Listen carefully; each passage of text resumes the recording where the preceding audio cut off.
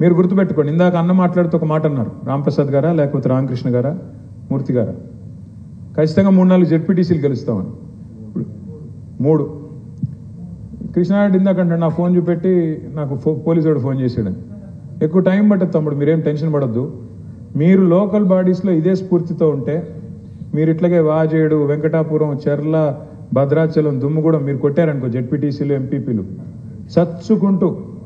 చచ్చుకుంటూ ఇదే పోలీసు వాళ్ళు మీ చుట్టూ తిరిగి సల్యూట్ కొట్టే రోజు ఎక్కువ దూరం లేదు. చచ్చుకుంటూ అదే వస్తుంది, వాళ్ళే వస్తారు. అన్నా నన్ను మీ ఎమ్మెల్యే గారి దగ్గరికి, మీ కేటీఆర్ గారి దగ్గరికి తీసుకెళ్ళండి, కొద్దిగా మీ కాంతారావు గారి దగ్గరికి తీసుకెళ్ళండి, ఎందుకంటే రేపు మళ్ళీ గవర్నమెంట్లో కొద్దిగా నాకు మంచి పోస్టింగ్ ఇవ్వ, నన్ను కొద్దిగా ఇప్పుడు నేను మీకు సహకరిస్తాను, రేపు మీరు నాకు సహకరించండి అని చెప్పి లోపల మీతోనే సెట్టింగ్లు పెట్టుకుంటారు. కలెక్టర్లు గిలెక్టర్లు అందరూ మీ చుట్టూ తిరిగే రోజు ఎక్కువ టైం లేదు, అయిపోయింది. Honeymoon period of Congress party is over. ప్రజలు ఎవడు నమ్మట్లేదు. ఇప్పుడు ఆడేమైనా చేద్దామంటే కూడా ఆయన నమ్మేటోడు కూడా ఎవడు లేడు. ఎందుకంటే ప్రజలకు అర్థమైపోయింది ఈ కేసు ఉత్తి కేసే, ఇదంతా ఉత్త మాటలు తప్ప, సౌండ్ ఎక్కువ తప్ప లోపల ఏం విషయం లేదు, అంతా ఉత్తిదే. అసలు ఎన్ని అబద్ధాలు చెప్పారు. 2,500,000 ఇస్తా అన్నాడు. నేను మన సూర్యాపేట పోయిన, నేను మన నాయకుడు ఒకడికి కొత్తగా పెళ్ళి అయింది, పెళ్ళికి పోలేదు కాబట్టి ఇంటికి రమ్మంటే ఇంటికి పోయా. ఇంటికి పోతే వాళ్ళ అమ్మగారని పరిచయం చేశాడు తీసుకొచ్చి. మా అమ్మగారు అన్న అంటే నమస్తే అమ్మ అని, బాగున్నారా, ఆరోగ్యం బాగుందా, అది ఇదని అడిగి, ఎట్లా ఉన్నారు మరి కొత్త కోడలు ఎట్లా ఉంది అన్న. ఏం కోడలే అయ్యా అన్నది. అమ్మ ఇదేనా ఇట్లాంటిది అమ్మ అని చెప్పి, ఏమైందమ్మా అన్న. ఏముందా, కొత్త కోడలు వస్తే 2,500 వస్తాయి అనుకున్నా, రాలేదుగా ఓరి అని. తర్వాత అమ్మాయి ఇంకా గడుస్తుంది, కోడల పిల్ల. అమ్మాయి వచ్చింది, ఆ మాట విన్నది, అమ్మాయి వచ్చింది. మీకు కూడా 4,000 వస్తాయి అనుకున్నా, మీకేమైనా వచ్చినాయా అని. అంటే అత్తాకోడళ్ళ పంచాయతీ, రేవంత్ రెడ్డి గారి వల్ల అత్తాకోడళ్ళ పంచాయతీ కూడా కొత్త అన్ని వస్తూ ఉన్నాయి. సో ఇవాళ రాష్ట్రంలో ఫలానా వర్గం సంతోషంగా ఉంది అని మీకు చెప్పడానికి ఏదీ లేదు.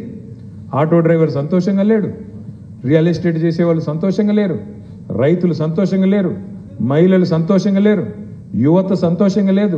ఎవడు సంతోషంగా ఉన్నాడో నాకే తెలియదు. ఉంటే గింటే ఏమన్నా మీ తెల్ల వెంకట్రావు ఉన్నాడేమో కానీ ఎవడైతే లేడు. ఆయనకు కూడా రావాల్సింది రాలేదా? ఆయనకు కూడా రావాల్సిందేదో రాలేదంట, నాకు తెలియదు. కానీ సరే, నేనేమంటానంటే, నేను అనేదల్లా మీకు ఒకటే, మనము ఇవాళ మన పార్టీలో 2 రకాల వ్యక్తులు ఉన్నారు. ఇవాళ తేలిపోయింది అది కూడా.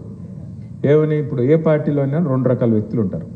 ఒకటి సిద్ధాంతము, నాయకత్వము, అల్టిమేట్గా ఒక స్వాభిమానంతో పోరాటవాదులుగా ఉండేవాళ్ళు ఒక సెక్షన్. రెండవది తమ స్వార్థం చూసుకునే అవకాశవాదులు రెండో సెక్షన్. అవకాశవాదులందరూ పార్టీని వదిలిపెట్టి వెళ్ళిపోయారు కాబట్టి క్లీన్ అయింది. మన పార్టీ కూడా మంచిగా నీట్గా క్లీన్ అయిపోయింది. ఇప్పుడు స్పష్టంగా మనకు కూడా అర్థమైంది, కుండ పగిలితే పగిలింది కానీ కుక్క బుద్ధి తెలిసిందని.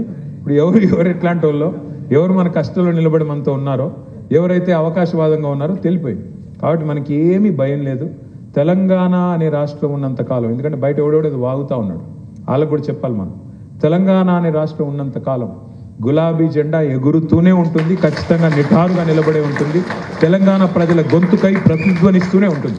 ఈ విషయంలో కేసీఆర్ గారు మనందరికీ నేర్పిన సిద్ధాంతం ఒకటే, ఈ రాష్ట్ర ప్రయోజనాలు మన ప్రజల ప్రయోజనాలే మనకి పరమావిధి తప్ప ఇంకో ఏ ఎజెండా కూడా మనకి లేదు.